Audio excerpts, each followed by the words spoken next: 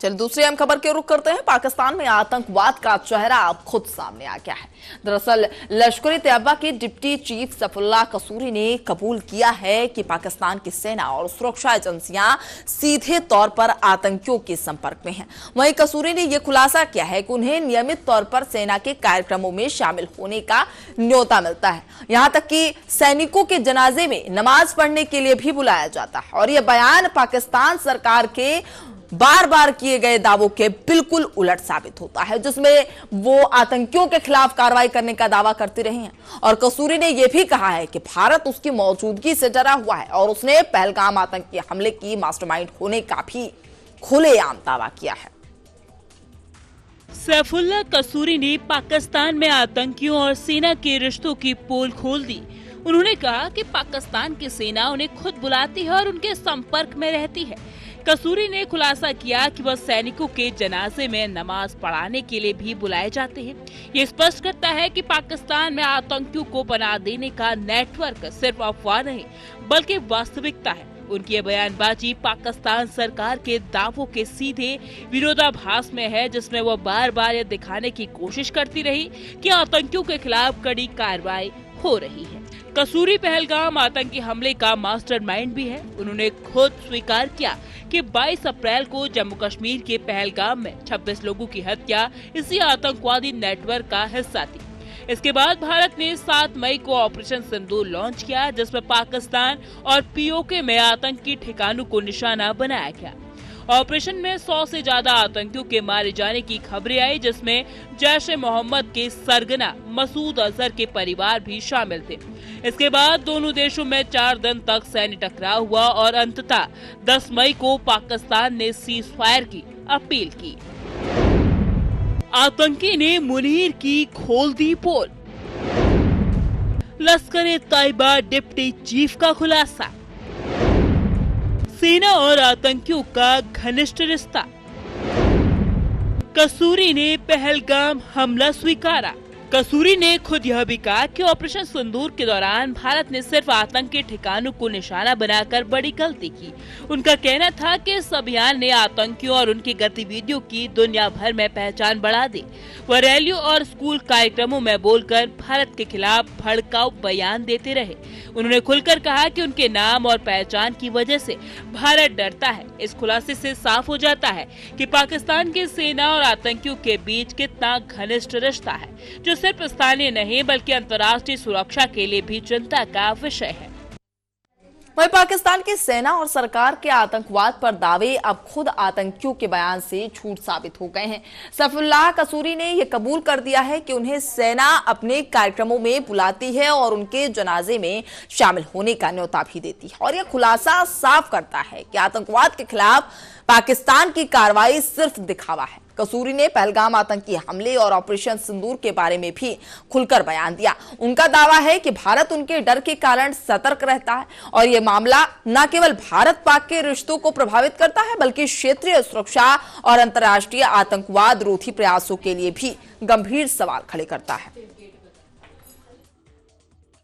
कसूरी ने साफ कहा कि पाकिस्तान की सेना उन्हें और उनके साथियों को नियमित तौर पर बुलाती है। वह खुले तौर पर सैनिकों के जनाजे में नमाज पढ़ते हैं और आतंकी गतिविधियों में शामिल रहते हैं। उनका यह बयान पाकिस्तान सरकार के आतंकवाद के खिलाफ दावों को पूरी तरह नकारता है। इस खुलासे के बाद स्पष्ट हो गया है कि आतंकियों और सेना के बीच एक गुप्त नेटवर्क काम कर रहा है, जो भारत समेत अंतर्राष्ट्रीय समुदाय के लिए गंभीर चुनौती है। सैफुल्लाह कसूरी ने पहलगाम आतंकी हमले के मास्टरमाइंड होने की भी बात स्वीकार की। 22 अप्रैल 2025 को हुए इस हमले में 26 निर्दोष नागरिकों की हत्या की गई। इसके जवाब में भारत ने 7 मई को ऑपरेशन सिंदूर चलाया, जिसमें पाकिस्तान और पीओके में आतंकियों के ठिकानों को निशाना बनाया गया। ऑपरेशन में सैकड़ों आतंकियों के मार गिराने की खबरें आई। इस कार्रवाई के बाद 4 दिन तक भारत और पाकिस्तान में सैन्य तनाव रहा और आखिरकार 10 मई को दोनों देशों के बीच सीज फायर हुआ। कसूरी ने सेना बुलाने की पुष्टि की। आतंकियों को मिली वैश्विक पहचान। अंतर्राष्ट्रीय सुरक्षा पर बड़ा गंभीर खतरा। आतंकियों के खिलाफ सख्त कार्रवाई। कसूरी ने ऑपरेशन सिंदूर को लेकर भी बयान दिया। उन्होंने कहा कि भारत की कार्रवाई ने आतंकियों को वैश्विक पहचान दे दी है। उनका दावा है कि भारत उनके नाम और पहचान से डरा हुआ है। ये खुलासा पाकिस्तान सरकार के दावों के विपरीत है, जिसमें वो बार बार दिखाने की कोशिश करती रही कि आतंकियों के खिलाफ सख्त कार्रवाई हो रही है। इस बयान ने साफ कर दिया है कि पाकिस्तान की सेना और आतंकियों के बीच संबंध सिर्फ स्थानीय नहीं बल्कि अंतर्राष्ट्रीय सुरक्षा के लिए भी खतरा पैदा करते हैं। सैफुल्लाह कसूरी के हालिया खुलासों ने पाकिस्तान की अंतर्राष्ट्रीय छवि को गंभीर सवालों के घेरे में डाल दिया है।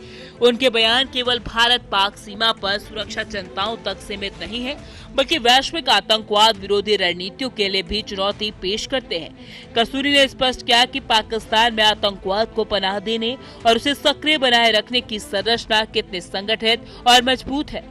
उनका खुलासा यह भी दिखाता है कि आतंकियों और राज्य संस्थाओं के बीच घनिष्ठ संबंध मौजूद है, जो क्षेत्रीय और अंतर्राष्ट्रीय सुरक्षा के लिए गंभीर खतरा पैदा करते हैं। इस स्थिति को देखते हुए अंतर्राष्ट्रीय समुदाय के लिए यह एक चेतावनी भी है। वहीं सैफुल्लाह कसूरी का यह बयान पाकिस्तान सरकार और सेना के आतंकवाद के खिलाफ दावों पर गहरा सवाल खड़ा करता है। उन्होंने खुलकर कबूल किया है कि पाकिस्तान की सेना उन्हें अपने कार्यक्रमों में बुलाती है और जनाजे में भी शामिल होने का न्योता देती है। वहीं पहलगाम आतंकी हमले और ऑपरेशन सिंदूर पर उनके बयान ने भी सुरक्षा और रणनीतिक सवाल बढ़ा दिए हैं। यह खुलासा भारत पाक संबंधों और क्षेत्रीय सुरक्षा के लिए गंभीर निहितार्थ रखता है। सैफुल्लाह कसूरी ने कहा कि उनके हालिया खुलासों के बाद भारत लगातार सतर्क है। उन्होंने दावा किया कि उनके आतंकवादी नेटवर्क और व्यक्तिगत पहचान की वजह से भारत में चिंता का माहौल है। कसूरी के बयान से स्पष्ट हो जाता है कि पाकिस्तान की सेना और आतंकियों के बीच रिश्ता न केवल घनिष्ठ है बल्कि संगठित और सुनियोजित भी है। इस घनिष्ठता के कारण आतंकवादी गतिविधियों को समर्थन और संरक्षण मिलता है, जिससे केवल भारत ही नहीं बल्कि पूरे क्षेत्र की सुरक्षा को गंभीर खतरा भी पैदा होता है। ये स्थिति अंतर्राष्ट्रीय सुरक्षा के लिए भी गंभीर चुनौती है। पाकिस्तान सरकार बार बार ये दावा करती है कि वह आतंकवाद के खिलाफ सख्त कार्रवाई कर रही है और किसी भी तरह के आतंकवादी नेटवर्क को पनाह नहीं देती, लेकिन सैफुल्लाह कसूरी के हालिया बयान ने इस दावे को पूरी तरह नकार दिया है। कसूरी ने स्पष्ट किया कि पाकिस्तान की सेना और सुरक्षा एजेंसियां सीधे तौर पर आतंकियों के संपर्क में है और उनका समर्थन करती है। उनके इस खुलासे में साबित होता है कि पाकिस्तान में आतंकवाद को संरक्षण और सक्रिय रूप से समर्थन मिल रहा है, जो क्षेत्रीय और अंतर्राष्ट्रीय सुरक्षा के लिए गंभीर खतरा है।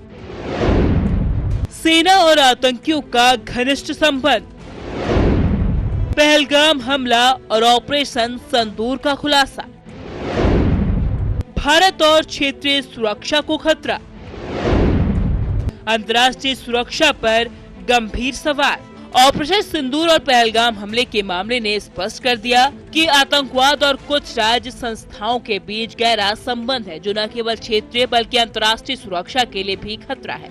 सैफुल्लाह कसूरी ने खुद स्वीकार किया कि पाकिस्तान की सेना उन्हें बुलाती है और उनकी गतिविधियों का समर्थन करती है।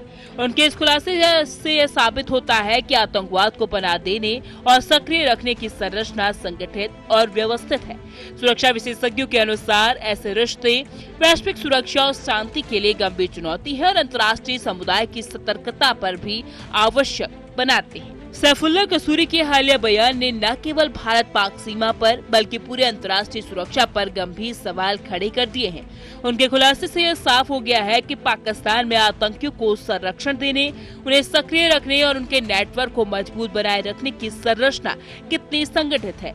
ये केवल स्थानीय या क्षेत्रीय समस्या नहीं बल्कि पूरे दक्षिण एशिया और वैश्विक सुरक्षा रणनीतियों के लिए चुनौती बन चुकी है।